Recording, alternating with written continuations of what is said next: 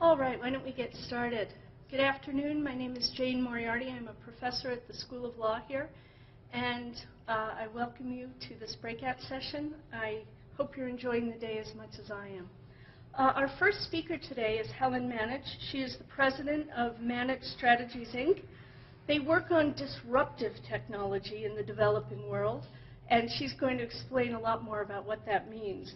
She was part of a team originally at the beginning of her career that built MCI and took it from non-existent to a $9 billion company. And that was only the beginning of her work. She's done fairly amazing things in her career.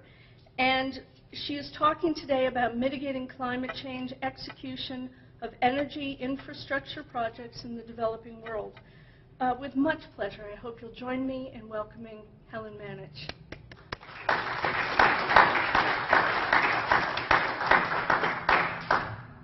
Good afternoon. I don't know if I'll be as inspiring as our planetary speaker, but I hope I will take you a bit on an adventure. So who I am is, during the first 20 years of my career, I was about creating part of the telecommunications industry, with MCI taking on AT&T, freeing the technology that subsequently became the internet and wireless, then building wireless industries, including Macaw Cellular, which I was head of marketing, through the acquisition of Macaw by AT&T, which was very interesting, having sued them previously, successfully. And then started my own consulting firm and did a lot of work in disruptive technologies around the world with bringing internet and wireless, and then the beginnings of cybersecurity. By 2004, I moved into energy because I said, where we're going to have to really bring innovation is here. And I ended up on a journey I had no clue about. So on the one hand, building an energy infrastructure project that helps to mitigate climate change is no different than doing any energy infrastructure project. You have to, in today's world, for financing and approvals internationally, you've got to make sure you understand the existing social communities. And you've got to make sure that you are bridging the international financial standards. That is something that is a financeable project, but also meets all of the standards of environment, anti-corruption, et cetera. So in that regard, it's not any different. But here's how it is different. If we look at most developing countries, I'm going to use the phrase DC because I talk a lot about this, they're very heavily fossil fuel based, particularly in electricity generation. It's either hydro or it's fossil fuel. And in most cases, it costs 30 to 38 cents a kilowatt hour. To give you a US comparative, we pay as residents, which is at the high end of the prices in the United States, 8 to 15 cents. Petrol diesel is even worse. In the developing world, you're going to pay $5 to $6.25 a gallon. In the United States, with everybody's profit in, we pay $2.50 to $3.50. I will guarantee you, you cannot build an economy on those prices. You simply can't. So regardless of climate change, if you want to have economic and income equality, it doesn't start with those numbers. In addition, because in most places, oil is imported, they end up exporting at least 10% of their gross domestic product every year. To give you a sense of how different that is from the United States, our trade balance deficit worldwide is about $45 billion a month. So, we're not talking, the U.S. economy is 18 trillion. I mean, it's nothing. It's not even close to being 10%. What I looked at doing is I have probably spent half of the last 5 to 7 years bumping through potholes in various developing countries in the world, is I looked around, and these pictures that you see are actual pictures of waste that is just very, very common in the developing world. And I kept looking at that and said, matter. That's matter. My driver said, matter? What's the matter? What do you mean? No, matter. And we worked with a developer by the name of Barclays Geddes Group and developed a state-of-the-art, with Siemens and others, a state-of-the-art incineration that really takes landfills that are overwhelmed and health hazards. And landfills in developing countries are not like we know them in the United States. They're dumps. And they very certainly can be mined just like any other ore is mined anywhere in the world. Tires are a particular problem because they create a health problem and breeding ground for malaria in particular. And if we can use what is a problem and, quote, valueless, and turn it into value and have the additional benefits of keeping that wealth in the country, bringing down energy costs to be able to develop an economy, well, I think that's a pretty good day. The process that we use is fairly straightforward. What you see is you've got trucks that come in here, and they're dumping it into bins that go into concrete storage. That then is moved into a furnace, and we're doing what usually you do in furnaces. You create steam, and you turn a turbine. The thing is that here we have got state-of-the-art emissions scrubbers, capturing and recovering any of the thermal energy in the form of a high-pressure system. And I can tell you that I live in Alexandria, Virginia, and we have a 30-megawatt waste-to-energy facility. And these facilities actually would emit less than that in my neighborhood and the air that I breathe, which is my standard. It has to be at least as good as, if not better, than what I have. And so what's really terrific about this is being able to take a feedstock which would cause great health problems and other issues within those countries and be able to deploy that in the local areas. So one of the things that is a problem in energy in developed countries is you get these huge several hundred megawatt projects that are funded. And the problem is that people in various parts of the country don't get electricity until they build the grid out to them. With this approach, we can get as small as 3 megawatts at a very reasonable price. And therefore, you start really addressing the issue of not creating or not worsening the have and have-nots economic inequality, because you can bring this stuff up in parallel. The other issue is that when you're bringing this up in various cities, is you build those as regional grids with the design to be able to connect into a national grid in a bidirectional manner. What this does is significantly increase the time from someone who doesn't have access to electricity today to when they can. And just to give you a sense of some of the state-of-the-art that you have in this is nanoparticle surface materials, which I didn't know about until probably 05 or 06. One of the reasons that we can really minimize the emissions out of these kind of facilities is we can take the heat levels into the incinerators north, significantly north of 2,000 Fahrenheit. So obviously the more you burn, the less you got to clean up after. In addition, tires are a real problem. And it's really funny because my father built the tire business at Sears. So how I ended up understanding a lot about tires is I listened to my dad and talked to my dad a lot when I was growing up. And so, as you see, this is a typical picture of a landfill or a dump of tires. And what we're able to do is those tires, we either are bringing them into the facility or they're part of the flow, but we're able to shred those, and we're able to take out the steel belts for recycling. We can use the oil that's in the tire for waste to energy, but we also can take the rubber crumb, which means we're using everything. And you can replace 14% of tar oil in asphalt with rubber crumb. And particularly in tropical areas, it provides much more highly functional and durable road because of the heat. And so this is looking at how do we take something that has no value today, but create value, but in a manner that comes with keeping the people in mind. Now, keeping the people in mind on our second project was even more so.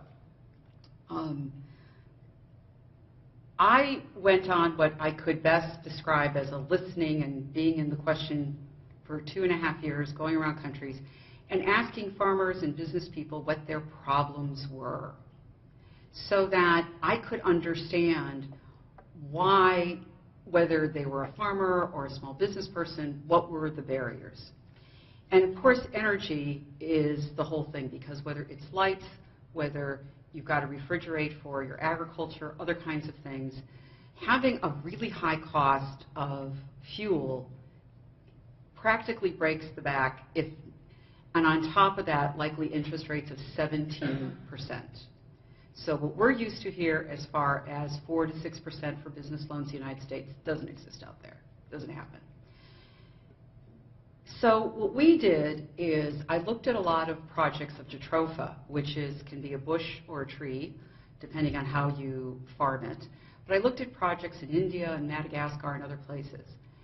And what was really fascinating to me is that if you went in but were a big agribusiness, well, you had to corrupt the officials so you could steal the land from the people who were on it, and then you had to move the people off who are very upset, and they've got civil issues, civil societal issues.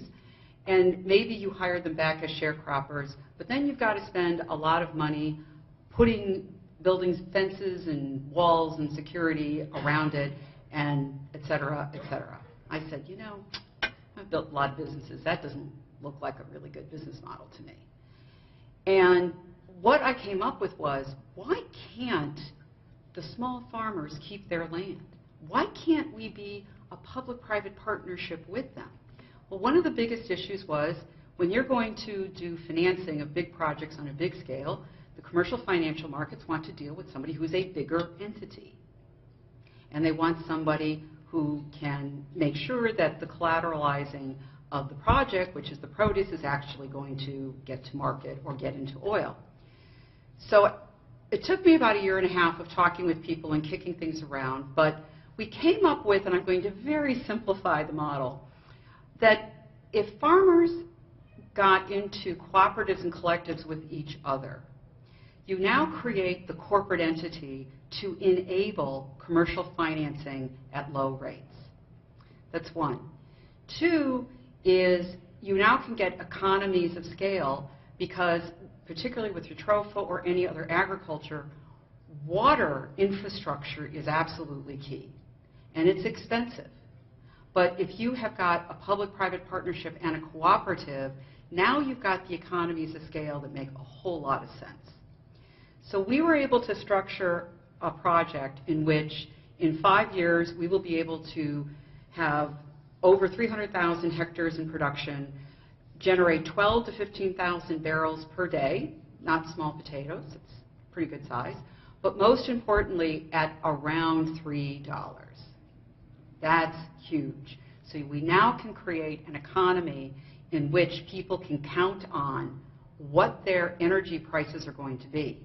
And as we deploy best practices, and if we're able to get the oil from the seeds to be higher than we have planned, then we will split that 50-50 with the farmers. So everybody is therefore aligned in the same best interest. In addition to having a predictable revenue stream, you'll see from when I get into showing you some of the pictures that we can develop fuel pellets, which is very important because many developed countries have real issues, like we did, as Dr. Ali pointed out last night, with deforestation. And so being able to create a fuel that is not cutting down trees is really important. Last but not least is there have been a lot of people who have been concerned that programs like this take away land from agriculture for edible products. There is a lot of land that you can put jatropha on that agriculture doesn't exist today or low yield agriculture sits on. One of the things you'll see as we get into this is we'll be able to, number one, intercrop, and two, take the hulls and the seed cake from this and put it back into the land, which is going to help reconstruct the land for greater and further agriculture. So I would argue, and I have argued, that jatropha can in fact expand the amount of land that is there for agriculture. It does not need to eat into it. So very quickly, just to look at how this goes. The farmers, via their collectives, maintain ownership of their land, and through that, they are the ones who get the creation of the wealth. One of the things that we get is we get a person who is very vested in the success of the program. They're very vested in this being successful for them. So myself and our partner, Barclays Energy Group, will be providing the necessary capital and resources. And the two things that matter a great deal are water infrastructure and pruning. And so we're working with USDA, FDA, others who, instead of having to reinvent the wheel, we can do soil testing, we can do a lot of things.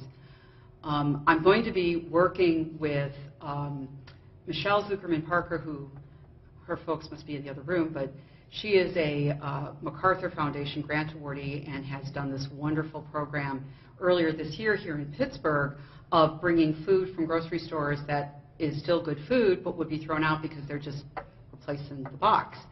And the students in working together have, January through May, I think that they deployed 38,000 pounds of food in 5 food deserts in Pittsburgh. And the students also wrote a software to provide and manage that supply chain, including what people needed. These kids are going to work with kids from these other countries to do the same, to do various things, but on supply chains that affect agriculture and to TROFA. And that way, both sets of people can really learn from each other, and I'm really, in particular, excited about that. So they collect this and they bring it to a station where we're collecting the product, and it goes into the feedstock facility, and we load it up, we make it into biofuel. And what's great about this is that with TROFA, we do not have to refine or distill. We have to clarify the oil. And it is a one-for-one replacement for diesel. What's great about that? Most developing countries, most engines are diesel, whether they're cars, trucks, or generators. So what's great is creating this fuel source that does not require a replacement of existing capital. So it comes in and then basically goes into the distribution of the oil. This gives you a sense of the harvest and the seeds, and we're breaking apart those seeds and husks and hulls. Say that fast. Then we go into the crushing and the extraction. The cake here is then turned into pellets or briquettes to be used for cooking and other things. And then what's also left goes back to the farmers in the form of fertilizer. And then we have biodiesel that comes out here and bioglycine that comes out as well. So we end up using and recycling everything. Everything gets used. So the farmers end up with several new revenue sources. The nursery plants to begin to build the orchards, the revenue from the produce, they get the fertilizer, they get the briquettes, and the other thing is that because you're intercropping plants, they also build a lot more beehives, and they're able to sell the honey. So we've really, I mean, this has taken several years to kind of come to this, but obviously I'm very much in love with what we're working on here. Now, so what's the problem? Well, you have people who have vested interests that are locked in fossil fuel. And they are predominantly monopolies that are controlled by elite families or oligopolies, and they're able to maintain the very high prices because that's going into their pocket, and they're not really interested in having economic growth, and they don't really mind having to maintain the poverty because it's kind of worked for them for a couple of decades. And it is that harsh. It is that in your face. In many cases, the public utilities on electricity are only collecting 30 to 50% of the revenues. And in many cases, it's not the common people who are stealing the electricity. The elites set up gangs to steal the electricity and then sell it to the peasants. It's very, very difficult. But without a firm, stable revenue collection, it's almost impossible to collect financeable, to maintain and get financeable power purchase. I'm going to jump ahead because we've only got a few more minutes. But the real issue as we get into this, and you'll be able to see this on the website, and what I've done is to various sources that this comes from. You can click on that and go to these sources and learn a lot about the cancer of corruption.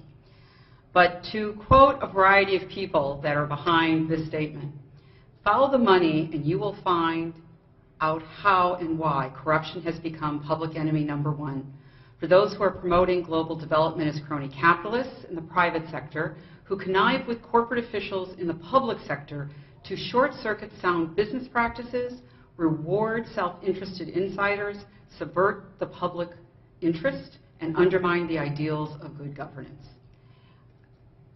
There's probably sentences and thoughts from about 10 to 12 people.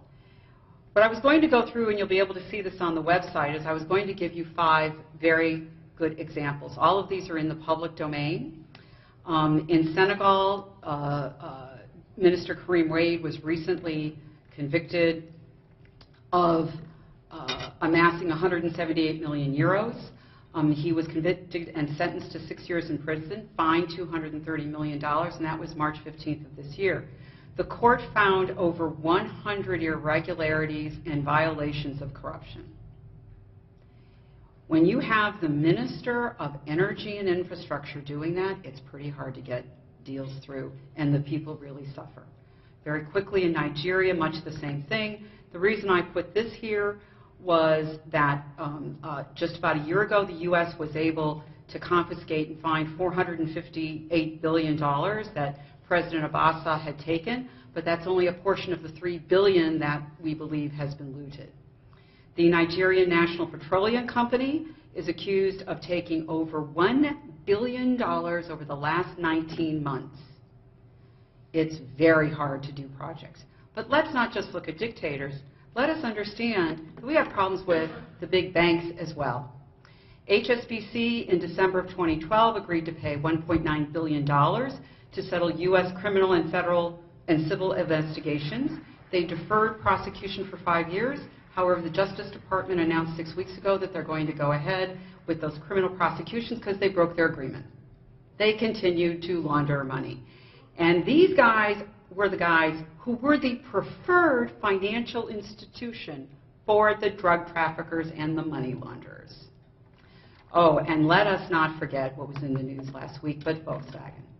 As someone who has built many companies and has asked people to give me their hard-earned money for a service, I take great exception to a CEO who says that he did not know that for several years, over 11 million cars worldwide, that they had put proprietary software on to spew out an additional 35x of the legal limit of nitrous oxide. So Pope Francis, I read his encyclical, and I'm a good Jewish girl. Beautiful writing, really, really beautiful. But he really nails this when he talks about the thirst of power, because while this is about money, it is also really about power. I get to do this because I can get away with it. What I've done for you is I've put various things that are in the document that are global actions about corruption, but also I gave you additional click-through sites for which you'll be able to spend a lot of time working on. So my message is, I agree with Richard Alley, we can't scale and scope to solve the problem. There are people like me who know how to solve this on big projects and know how to deal with Wall Street to get it done. But now I've had to spend a good chunk of my time the last few years dealing with corruption, and I got to tell you, I ain't stopping until it's done, because that's what I can do. Thank you.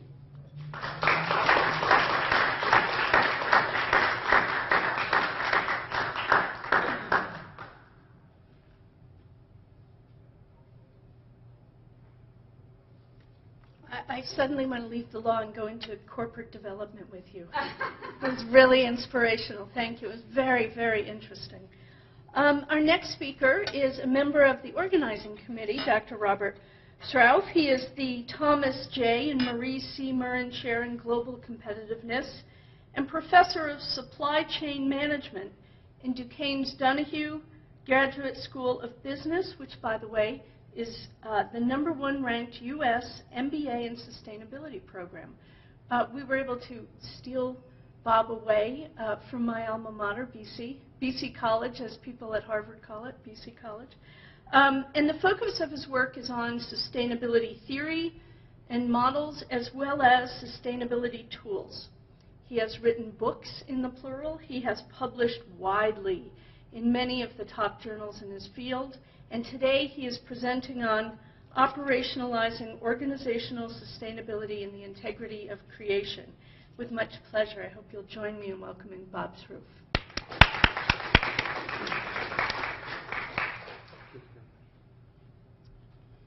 Thank you very much. I think the key takeaway from that is to get on the planning committee, right, if you want to get your paper accepted to the conference. I think we should be around here somewhere.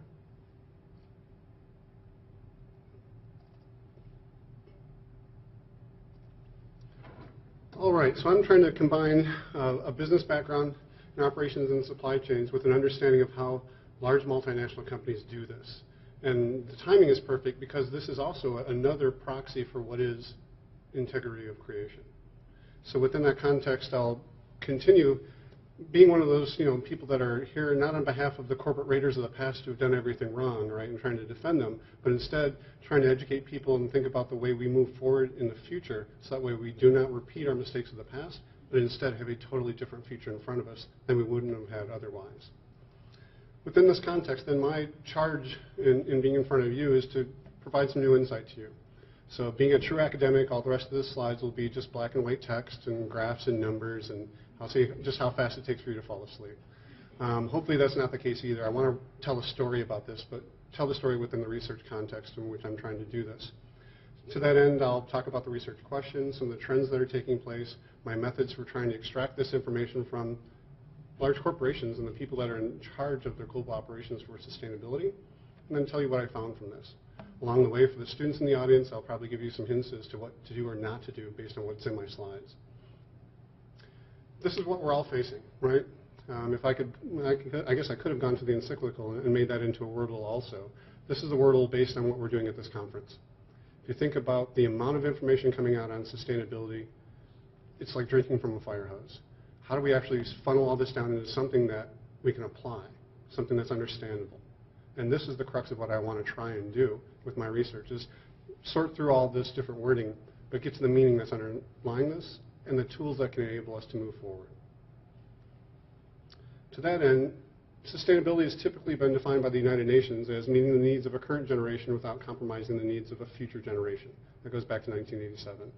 I wanted to make this very broad and very simple in my approach to the research and just saying, I want to look at those things that provide economic and non-economic impacts.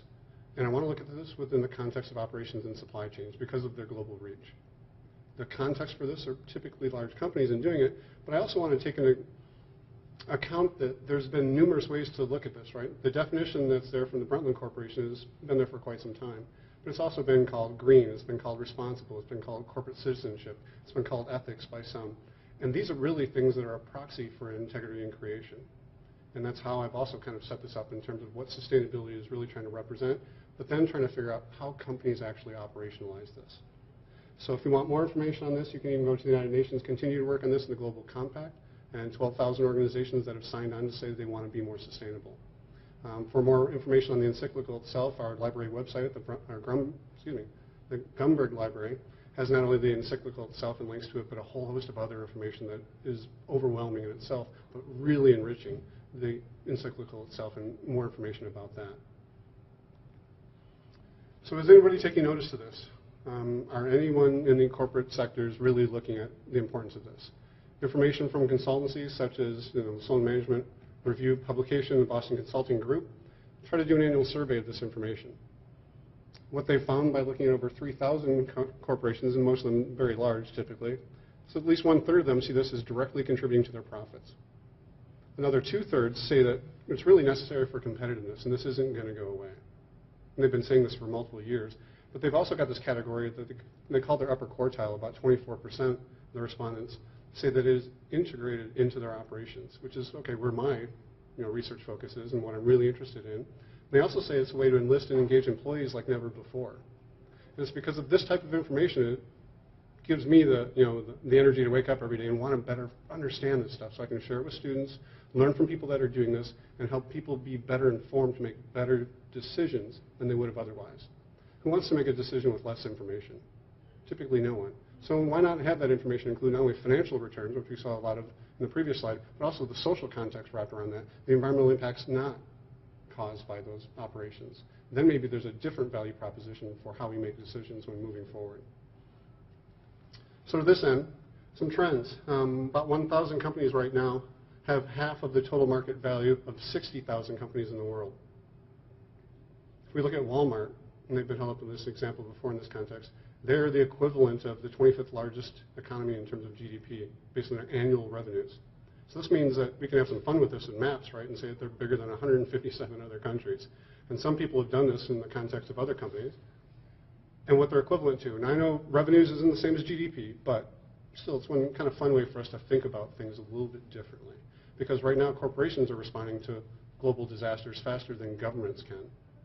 And there are new opportunities that are afforded to these organizations, not just to make a profit, but to make a shared value approach to an impact. So to go back to some of this then, 25 US companies are actually larger than the gross domestic product of other countries. And interestingly enough, almost all but one of the S&P 500 are reporting sustainability. The one holdout is the Zion Bank in Utah. But everyone else is doing this, and this has been a growing trend over time. There's also new things taking place in terms of carbon pricing. If you haven't heard of the social cost of carbon, then you can go to the, actually the White House and .gov website for the social cost of carbon and see how we've been able to put a price and a value on this, and also with different discount rates into the future, and trying to look at what carbon really means. It's hard for us to get our hands around 29 cubic feet of something, right? But that's a ton of carbon. We displaced so much of that to create this conference. We did offsets to try to call it carbon neutral because of that. There's a way to reward companies that are better performing and have less impacts on their environment, and carbon offsetting is one way in which we can try to help supplement their revenue. But within this vein, and why multinationals are important to look at, the question was, and the caveat to the graduate students, right, is out of the infinite set of questions I could ask, oh no, how do I funnel this down to something meaningful, right? Well, that's the keep calm and formulate your research question part of this. I simply wanted to understand why and how these companies do this in a real general sense. But that's also a way for me to look at this as exploratory research that gets at an insight that cannot come from secondary data sources. I can't pull this from Bloomberg terminals, in terms of numerics and financials from that company, but instead I can talk to people that are actually doing this inside them. What I hope this then gets me to is an opportunity for qualitative-based research and field studies with a scripted format to them. I also have to go through the process, right, of comparative literature review and seeing what's already been done so I don't reinvent the wheel and find gaps in the literature in doing this. I can set up my own theoretical model for what I think may be happening, and then I get to jump into actually talking to people that, first I have to convince that this is important enough for them to actually want to be part of, because these people have other things to do with their time. So within that context, I'll get into the sample a little bit.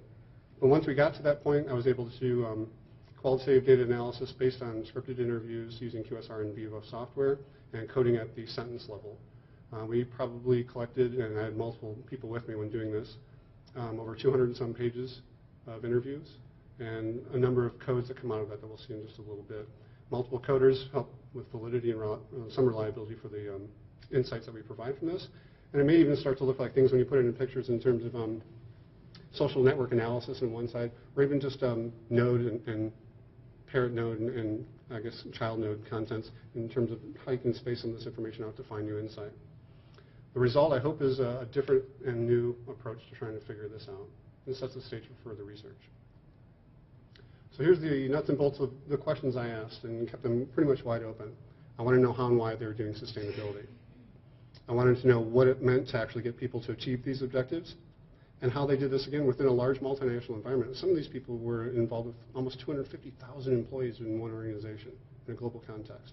So their insight is quite rich. How do they collaborate with these people? And then also what obstacles do they find? As we saw from the previous presentation, the obstacles can be insurmountable sometimes. Then I wanted to look at different sustainability initiatives in a different country context. And then finally, the fun part is asking them to tell a story about how sustainability drove something forward. A new launch, a new new to market strategy or new product or whatever it may be, how these things are supported by IS and IT. And then the real important question in the end too, right? Since I do not know anything or enough of anything really in this, tell me what I overlooked. Because I have a notion going into this what there should be. I'm pretty sure that they have more insight than I do and can help me with the last one. What came out of this? I screened companies that were from the Dow Jones Sustainability Index that recognized as leaders. There were also Newsweek Green Rankings, which is underlined by MSCI Global Socrates. I looked at a cross-sector approach to this and have companies now more in the sample than are reported here. I'm only looking at 17, but large multinational companies across industry sectors. Also, those that are typically recognized for doing these types of things. The respondents were such as they were in charge of global operations. They were in multi-billion-dollar companies. They had an average of 10 years experience, an average of 88,000 employees, but in the high end, 426,000, and lower end, about 6,000. They're involved in reporting initiatives to external stakeholders. The Global Reporting Initiative is that. Also, the Carbon Disclosure Project. They had certified our ISO 14000 is an environmental management system certification, and they were involved in the built environment. You know, why have, as the speaker mentioned last night, a 4% discount rate, which means in 30 years something is worth 0 in value, when we're putting up buildings that are going to last 50 or 100 or 150 years. So to this end, they're involved in leadership in electrical and environmental design. These are the types of people I talked to and their titles. Some of these had some overlap, so there's some duplicate. But this really is kind of setting the stage for these people who were important enough to talk to because they had their hands in the levers of the organizations that could create change and move something in a sustainable direction. This is the slide that's the caveat to the students, right? Too small a font, too much information, don't do this. You are better than us, or at least should be after coming out of a program. But the real takeaway from this is that there's quite a bit of coding that went on with multiple coders or 4 different people coding, including myself. So 855 parent codes and then more child codes underneath that. They're broken out by question area, and then we went to do a deeper dive into the content of this and to see what comes out of it. And that's where some of the value really comes from the coding process itself. So this is the new conceptual model that really starts to talk about why, how, the enablers for this, and what performance is important.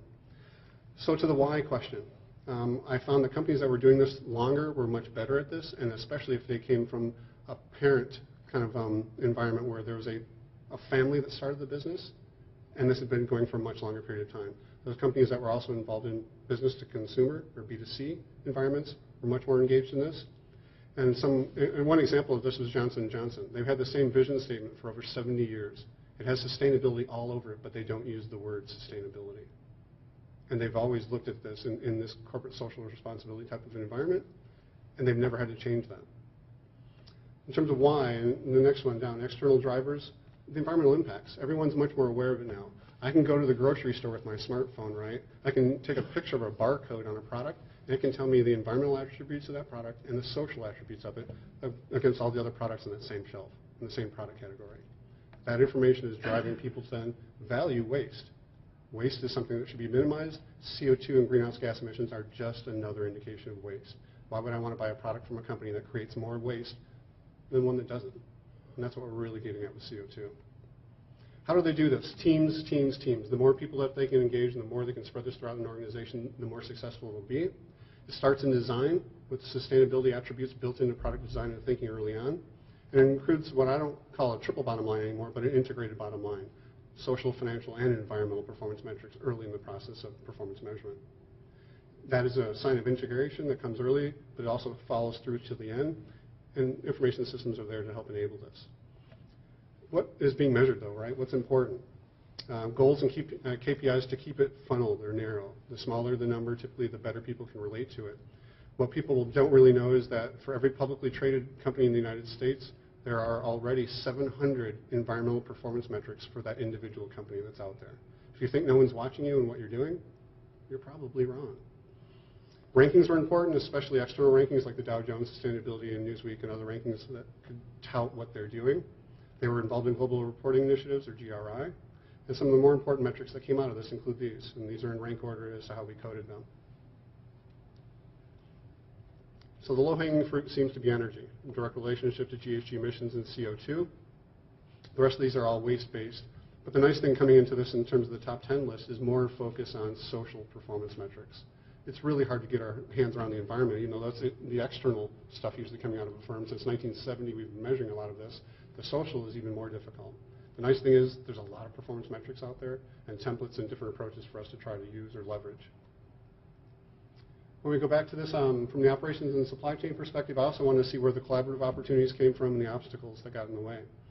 Ironically, for me, since I teach this with our students, and maybe not as much ironically as it is purposeful, we go through life cycle assessment in our courses. Our students can look at a paperclip and tell you the 100-year global warming potential for a single unit of product, being that paperclip.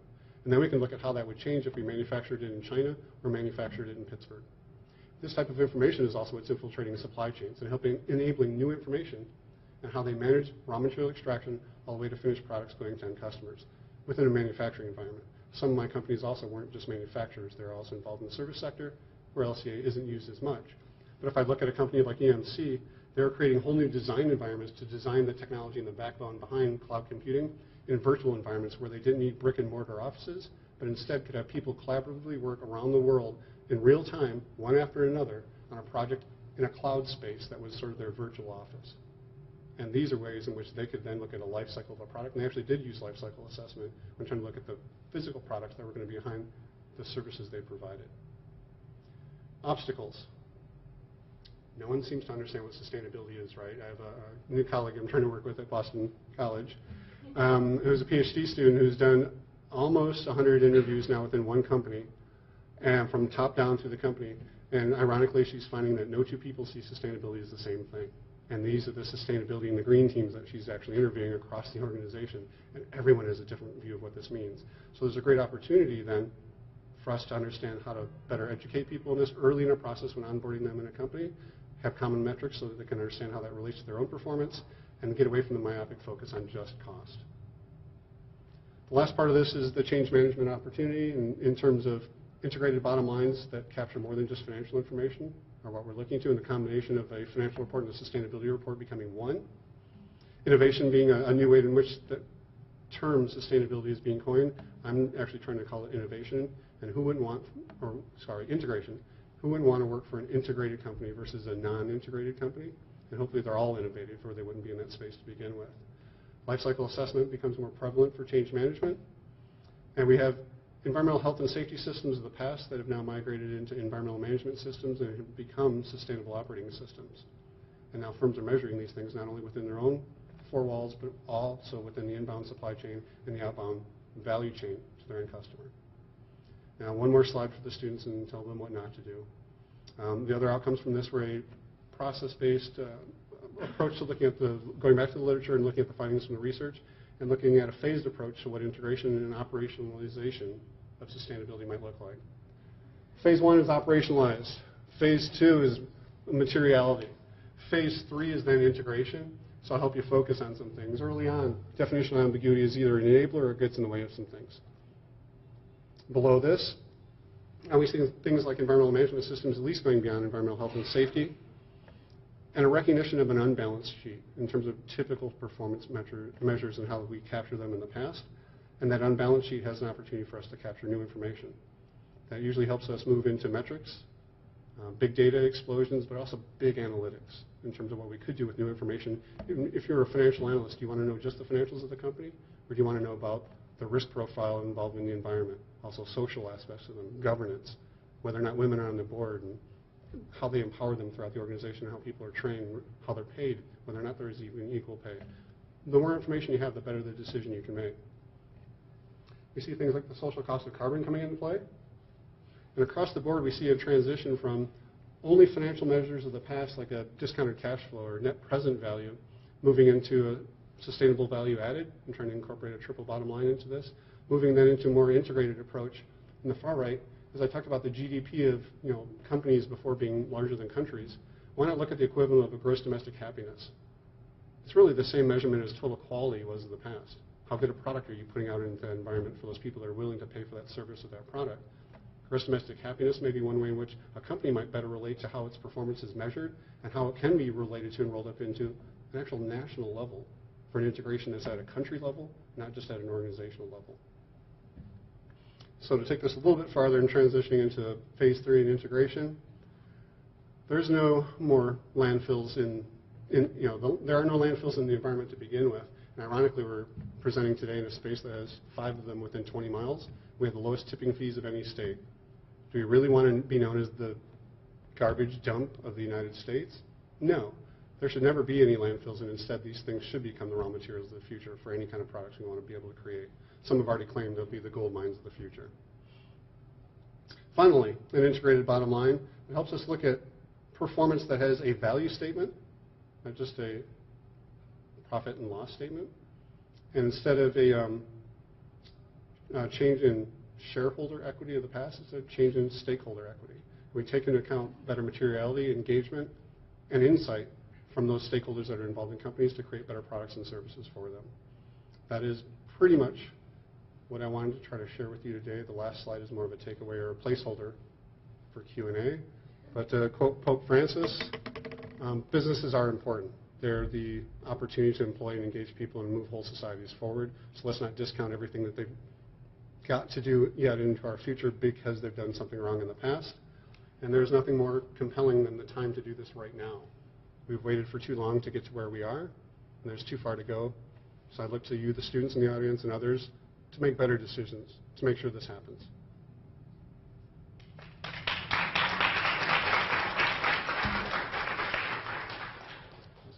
So, yeah, why don't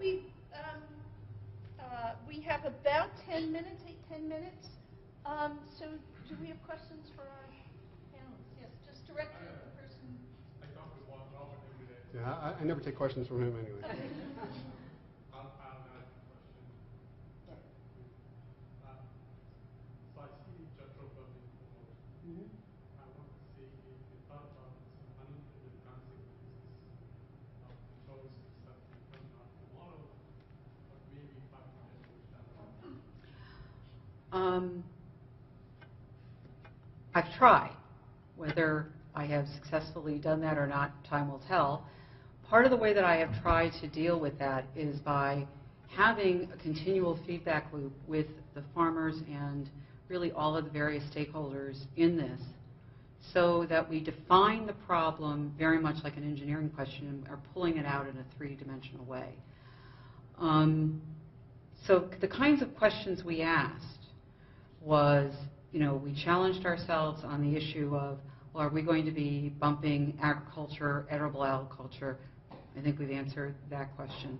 How long will these trees last? They can last 25 to 40 years.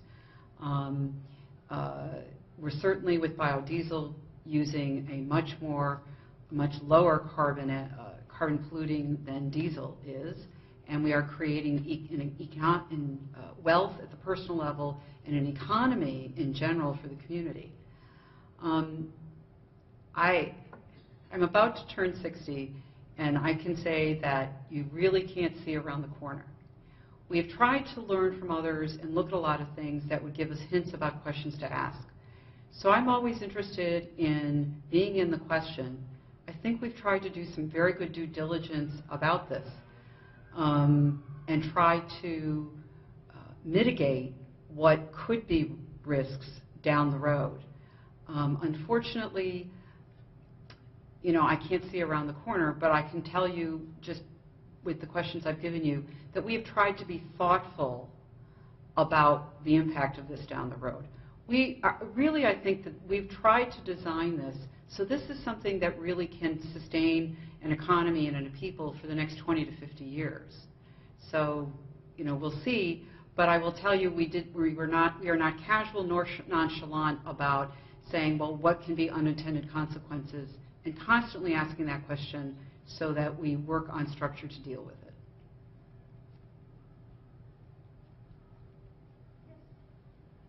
Well, I'm intrigued by the concept of the integrated bottom line. Do you had any discussions with industry where there's still many who are struggling with the concept of a triple bottom line?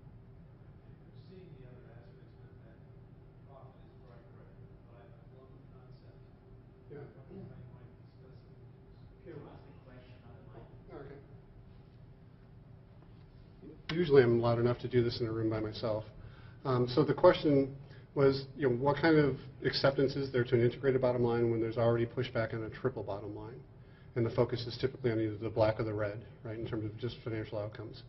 So to that end, we've actually been working with Hunter Levins and the Natural Capitalism Consultancy Group in trying to understand what an integrated bottom line may look like and actually proposing some of them with different line items capturing information about firms, because ironically, 80% of the value of a company is in intangibles. So what we actually see in a balance sheet is only a percentage of the value of the company. It's only really measured in dollars. So to that extent, there is information online within the natural capitalism sphere for this. And we have been trying to propose this with different measures. And a student I'm working with, a different graduate student, we're now incorporating this information into things like lighting retrofit. So we can take a 6.5-year payback period for a lighting retrofit.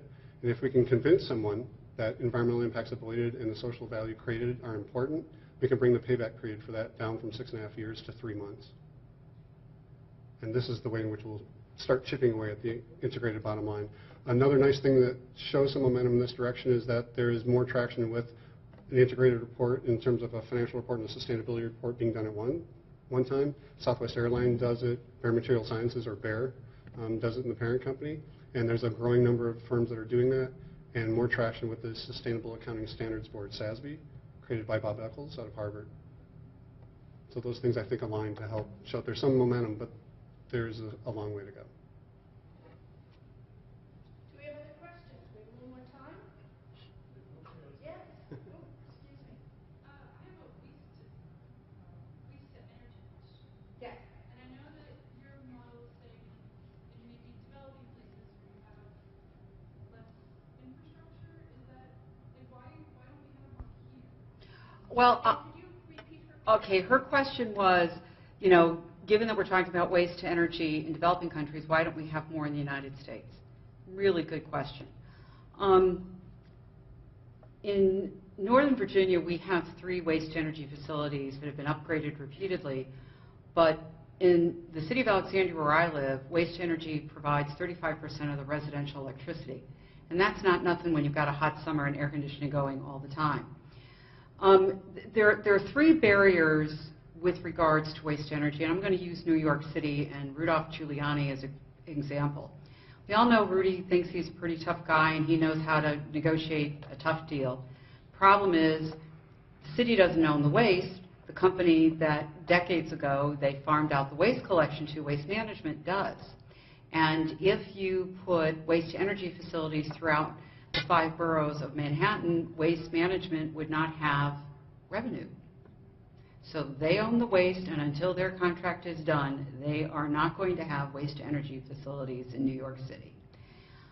That is one issue. Another issue is that there are very bad deals that were cut by some municipalities in which, quite candidly, they got taken by the utilities. There were a few, very notably here in Pennsylvania. And so people have said, well, maybe this isn't such a good deal. I would say, having understood what was going on in those situations, that the people who negotiated on the behalf of the municipality got accepted a very bad deal. The third is that all of us, in our own ways, who care very much about sustainability and the integrity of creation, there are people who very much oppose waste energy facilities because they believe it encourages people to create waste. I understand their point of view, but as a marketer and a strategist, I tend to be a little bit more based in, well, I would like people to do things less, and I can encourage that by various incentives, but I've also got to deal with this issue. What you are seeing in China is China, which has a waste problem that is biblical disaster, is starting now to deploy waste energy facilities throughout China. And it's one of the key ways that they're going to move from coal and into something that is more sustainable.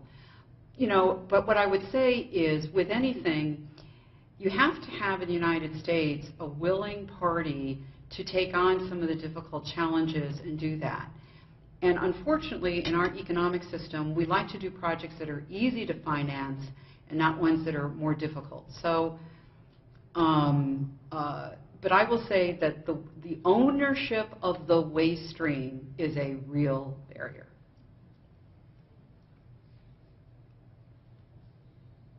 I'd like you to join me in thanking our fabulous participants today. This was great. Thank you so much.